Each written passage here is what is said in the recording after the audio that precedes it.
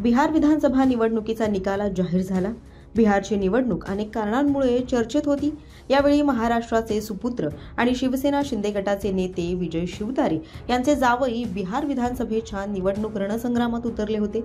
मात्र निवडणूक निकालाचे सुरुवातीपासूनचेच कल पाहता ते पिछाडीवरच होते। त्यामुळे त्यांच्या पराभवाच्या घोषणेची केवळ औपचारिकता बाकी होती। एकेकाळी दबंग अधिकारी अशी ओळख असलेले शिवदीप लांडे हे बिहारच्या राजकारणात नेमके कसे आले याबद्दल सविस्तर जाणून घेऊया।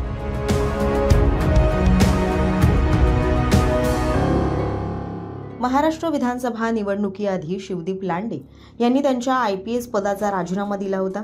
तेव्हापासून शिवदीप लांडे राजकारणात उतरणार असल्याची चर्चा सुरू होती। एप्रिलमध्ये त्यांनी पत्रकार परिषद घेऊन हिंद सेना पक्षाची घोषणाही केली होती। ते आपले सासरे विजय शिवतारे यांच्या मतदारसंघातून म्हणजेच पुरंदर विधानसभा मतदारसंघातून निवडणूक लढवतील असं बोललं जात होतं। मात्र तसं झालं नाही। त्यानंतर शिवदीप लांडे यांनी अररिया मतदारसंघातून बिहारची निवडणूक लढवली। मात्र या निवडणुकीत त्यांचा पराभव झाला।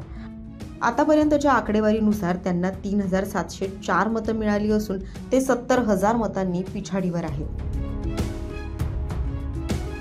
शिवसेनेचे नेते आणि पुरंदरचे आमदार विजय शिवतारे यांचे जावई असलेले शिवदीप लांडे यांचा जन्म महाराष्ट्रातील अकोला जिल्ह्यात झाला। 2006च्या बॅचचे IPS अधिकारी असलेले लांडे यांची पोस्टिंग बिहारमध्ये झाली होती। तेव्हापासून ते बिहारचे दबंग पोलीस अधिकारी म्हणून प्रसिद्ध होते। त्यांनी बिहारची राजधानी पाटणा, अररिया आणि पूर्णिया जिल्ह्याचे SP म्हणूनही कामकाज पाहिले। यानंतर ते राज्यपालांचे ADC म्हणून देखील कार्यरत होते। काही काळासाठी त्यांची महाराष्ट्रात देखील बदली झाली होती। तेव्हा ते ATS मध्ये दुसऱ्या क्रमांकाचे अधिकारी होते।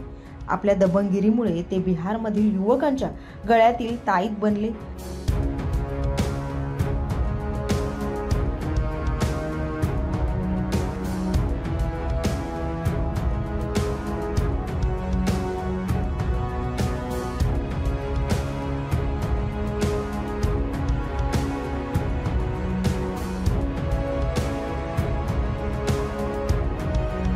बिहारमध्ये 18 वर्ष काम करून सेवा दिली।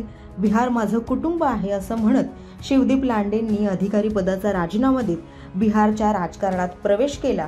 पण निवडणुकीत त्यांना यश मिळालं नाही।